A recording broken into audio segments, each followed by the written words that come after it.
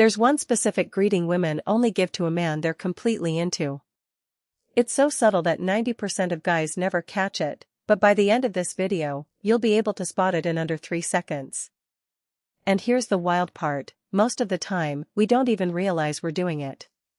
Stick around, because what I'm about to share is something a lot of women wouldn't want you to know. Let me be straight with you.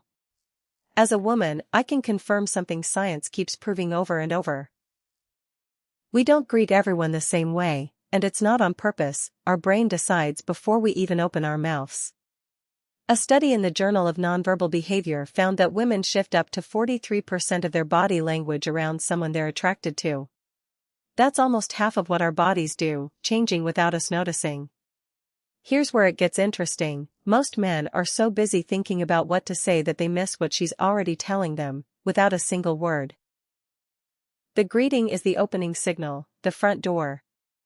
Miss it, and you're letting opportunities slip that you probably won't get back. Before you assume this is just my opinion, know it's grounded in behavioral psychology, nonverbal communication research, and yes, my own experience living through every bit of this. Because I've absolutely greeted someone that obviously and then gone home hoping he didn't notice how transparent I was. Spoiler, he never did. But there's something bigger I haven't told you yet, maybe the biggest reason to watch this whole thing.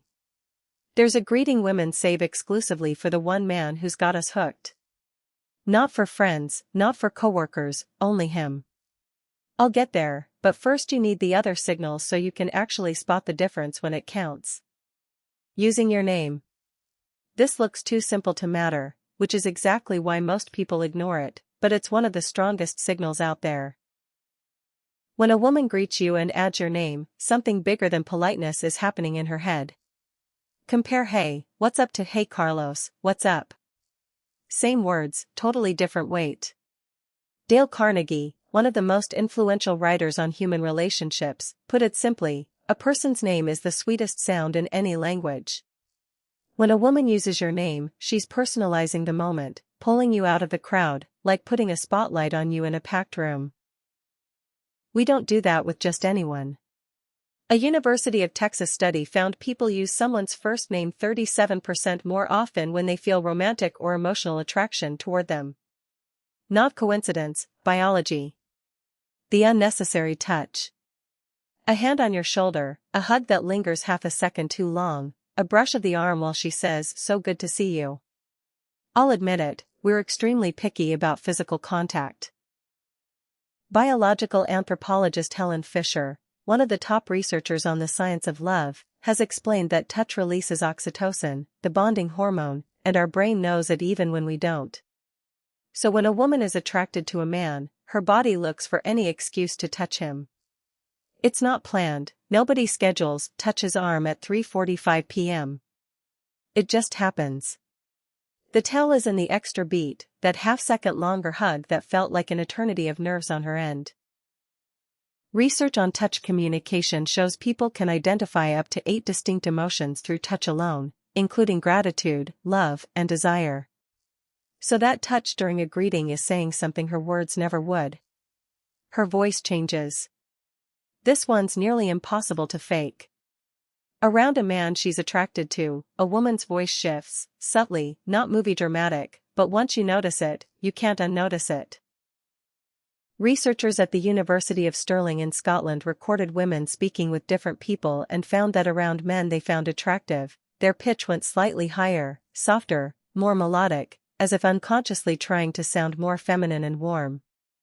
There's an evolutionary reason. That vocal shift is thought to signal youth and reproductive health, an old wiring adjusting the voice to seem more appealing to a potential mate. Sounds wild, but the science backs it up. So if her voice sounds different with you than with everyone else, softer, brighter, more musical, that's her body talking, saying more than she'd ever admit out loud. The exaggerated excitement. We've all seen it.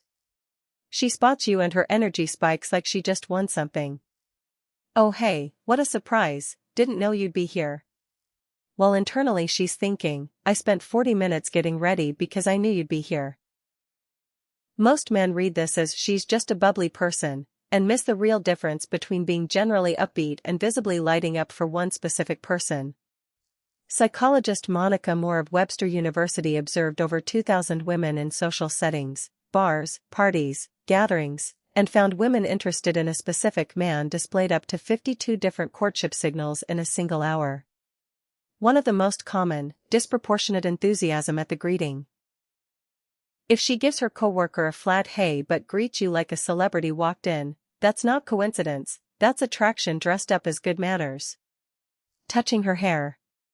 When a woman touches her hair while greeting you, her body's giving away what her mind is trying to hide.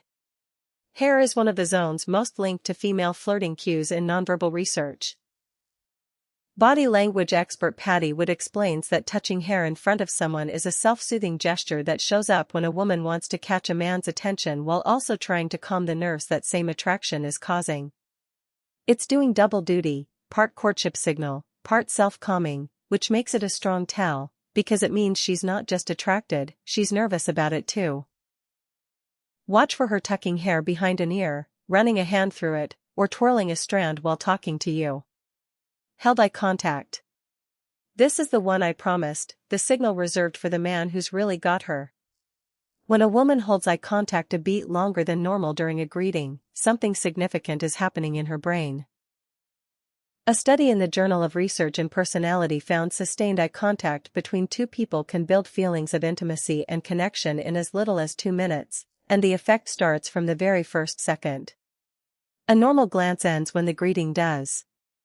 An attraction-driven glance lingers, half a second of unmistakable vulnerability, like she's saying really see me. Often it's followed by her eyes dropping down, not sideways. According to research from psychologist Paul Ekman, looking down after eye contact is a social submission cue tied to attraction and romantic interest. Held gaze followed by the downward glance is what behavioral psychology calls the visual courtship sequence, ancient, unchanged, just relocated from a cave to a coffee shop. Stretching out the moment. When a woman greets you and then finds any reason to keep the interaction going, psychologists call it time investment. She's spending her most valuable resource on you. It shows up as unnecessary follow-up questions. How was your day? Have you eaten? Any plans this weekend? Her brain is looking for ways to keep the door open, create more chances to be near you, learn more about your life. Relationship researcher Dr. John Gottman has shown that couples who go the distance are the ones who, from the start, made frequent bids for connection.